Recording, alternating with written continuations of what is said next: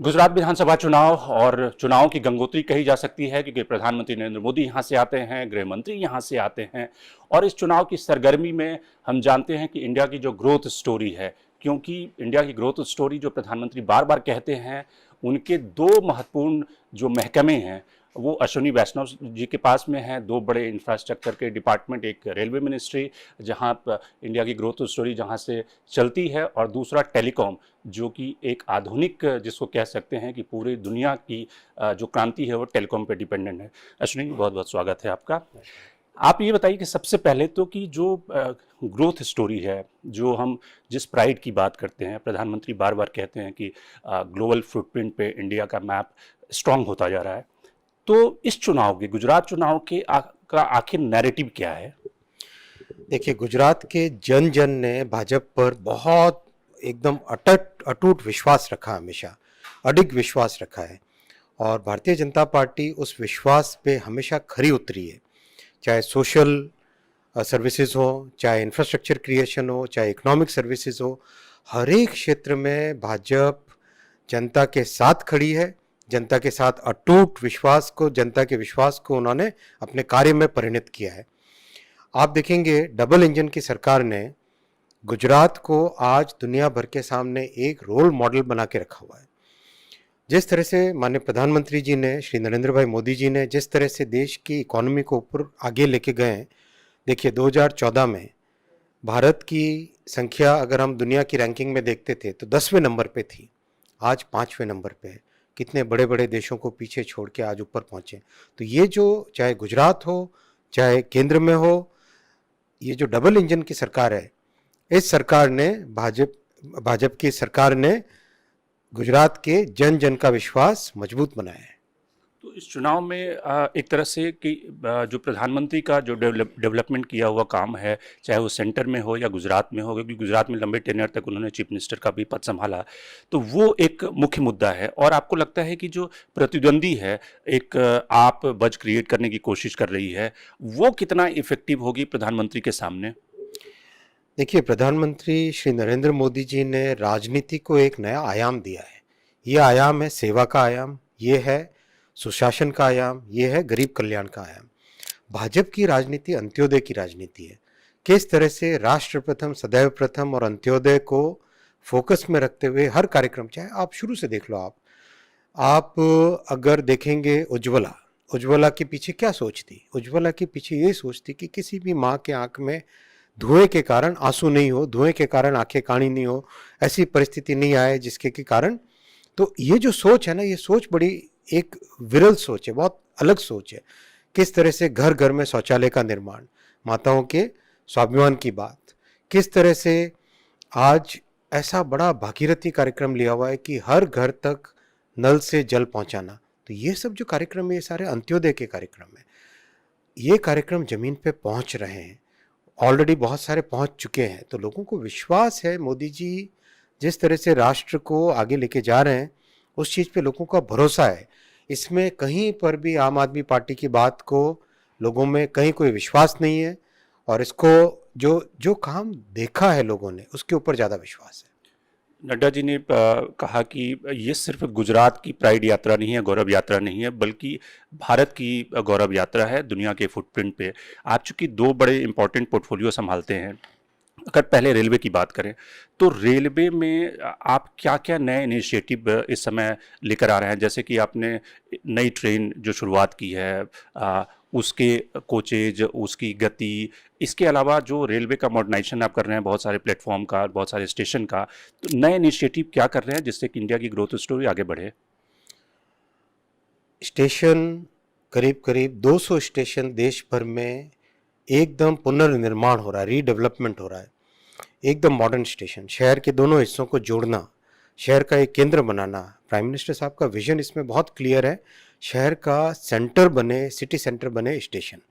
उस तरीके से काम चल रहा है। उसमें उसी कड़ी में गुजरात में करीब 18 स्टेशंस का रीडेवलपमेंट हो रहा है। काम ऑलरेडी चालू हो गया उधना में, सूरत में, और कम से कम और 4 स्टेशनों में काम चालू हो चुका है ऑलरेडी। बाकियों के टेंडर हो गए हैं, मास्टर प्लान बन रहा है।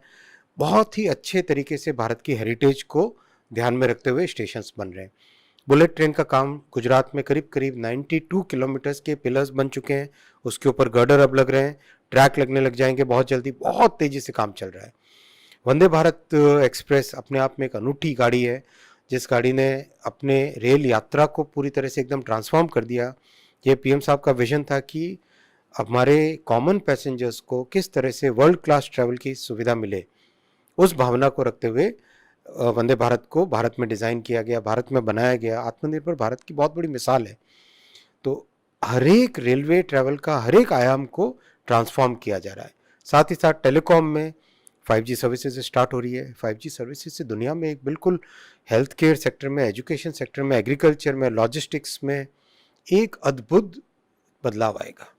टेलीकॉम पे ही आ रहा था कि टेलीकॉम जो आपके पास डिपार्टमेंट है वो काफ़ी बड़ा डिपार्टमेंट है। अब उसमें कई सारे इशू हैं। सबसे पहला जो इशू है डेटा सिक्योरिटी का। डेटा सिक्योरिटी का जो बिल है वो कई सालों से नए फॉर्म में आने के लिए तैयार है, उसको पार्लियामेंट से विड्रॉ भी किया गया। तो आप उस सिक्योरिटी को, पहला तो बिल और उस पूरे होराइजन को किस तरह से देखते हैं? देखिए, सुप्रीम कोर्ट के जजमेंट के बाद में जो फंडामेंटल राइट सुप्रीम कोर्ट ने बताई वो तो ऑलरेडी लागू है। अब उसको कानून में लाने की बात है। कानून में लाएं तब तक भी ऑलरेडी वो लागू है आज की तारीख में भी, और कानून में बहुत जल्दी, मतलब आशा करते हैं कि बजट सेशन के अंदर अंदर कानून बिल में पार्लियामेंट में पेश हो जाएगा। और जो डेटा, जैसे कि जिन जगहों पे जो सोशल मीडिया प्लेटफॉर्म पे हैं, उनकी सिक्योरिटी, जो कंटेंट को हटाने को लेकर भी कई बार कंट्रोवर्सी होती है कि अभी जैसे मेटा की कंट्रोवर्सी आई, ट्विटर ने भी कुछ दिन पहले ये कहा था कि भारत सरकार से हमें वो मिलते हैं, इंस्ट्रक्शन मिलते हैं। तो इन सब को कैसे आप चैनलाइज करने की कोशिश कर रहे हैं? देखो, दुनिया भर में आज की तारीख में अगर हम देखें तो हर एक सोसाइटी को आज एक चिंता है कि हमारे जो ऑनलाइन यूज़र्स हैं उनका प्रोटेक्शन कैसे हो। उस प्रोटेक्शन के प्रति दुनिया भर में बहुत एक क्लैरिटी आ रही है, बहुत एक इक्विलिब्रियम बन रहा है अच्छे तरीके से कि टेक्नोलॉजी का उपयोग अच्छे से अच्छा हो, लेकिन साथ ही साथ जो हमारे ऑनलाइन यूज़र्स हैं उनका प्रोटेक्शन भी हो। उसी धारणा के साथ, उसी भावना के साथ जो कुछ भी हम कर रहे हैं, जो भी कानून में ला रहे हैं, रूल्स में ला रहे हैं, या जो भी स्टेप्स ले रहे हैं, वो सारे के सारे ऑनलाइन यूज़र्स के प्रोटेक्शन के हिसाब से कर रहे हैं। जो 5G ऑक्शन आपने किया कि वो एक तरह से सीमलेस, फेसलेस भी, कई लोगों ने मुझे बताया कि उसमें किसी ह्यूमन इंटरवेंशन की कोई ज़रूरत ही नहीं थी।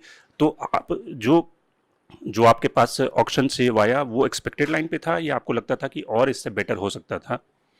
हम लोग एक्सपेक्ट कर रहे थे करीब 80-85,000 करोड़ का, लेकिन एक्चुअल में आया almost 1,50,000 plus something. So 1,50,000 was far far more than what the expectation was, और अच्छा ट्रांसपेरेंट तरीके से हुआ।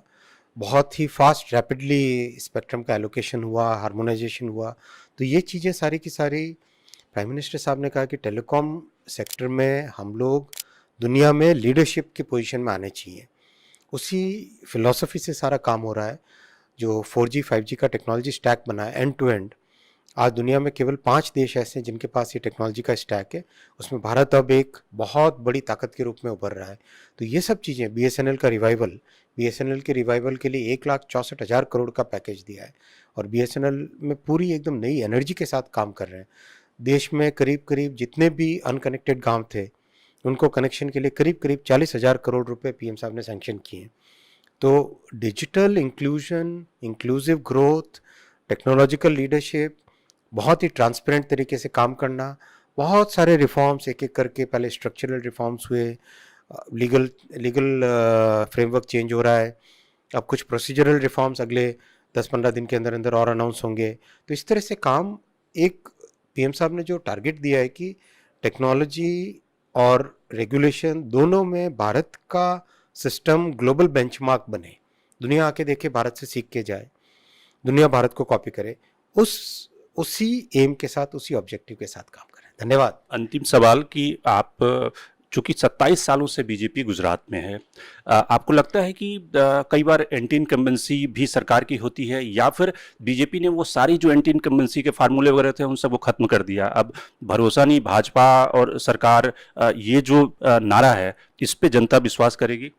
प्रो इनकम्बेंसी है, pro incumbency. It's a new buzzword of politics, pro incumbency. Pro incumbency जमीन पे दिख रही है, आप मिलके देखिए लोगों से, प्रो इनकम्बेंसी है। अच्छा, एक जाते जाते अंतिम सवाल कि आपने चूंकि वाजपेयी साहब के साथ भी किया और मोदी साहब के साथ भी आप काम कर रहे हैं, दोनों लीडर के काम करने के तरीके में कितना डिफरेंस पाते हैं और जनता से दोनों लीडर कैसे कनेक्ट करते हैं? हम लोग भाजपा के कार्यकर्ता हैं। जो हमारी काम की पद्धति है, उसी काम की पद्धति में हम सब के सब काम करते हैं। समय के साथ जो परिवर्तन आता है, उस परिवर्तन में हम सब के सब ढल जाते हैं। इसी भावना के साथ काम करते हैं।